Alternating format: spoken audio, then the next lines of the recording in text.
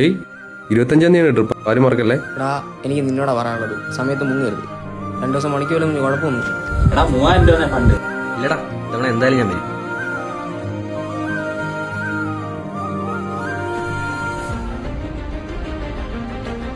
മോനെ, അച്ഛൻ്റെ മരുന്നെല്ലാം തീർന്നിരിക്കുക. അവൾക്ക് ട്യൂഷൻ ഫീസും കൊടുക്കണം. വീട്ടിൽ സാധനങ്ങളെല്ലാം തീർന്നു. നിന്റെ പൈസ വല്ലതും ഉണ്ടോ?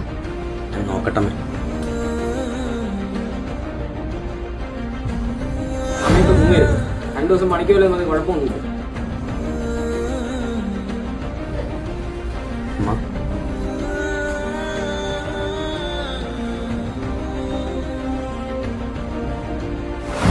ഞാൻ കാണത്തില്ല കേട്ടോ. എന്തുവാണ് അവരുടെ പറഞ്ഞിട്ടുണ്ട്, സമയത്ത് ഇങ്ങനെ മാറ്റി പറയില്ലേ. പിന്നെ കല്യാണം ഞങ്ങളോട് ഗെയിം മാത്രമല്ലേ ഉള്ളൂ ഇങ്ങനെ. ഈ ഒരു സിറ്റുവേഷൻ എല്ലാ മിഡിൽ ക്ലാസ് ബോയ്സും ഫേസ് ചെയ്തിട്ടുണ്ടാവും.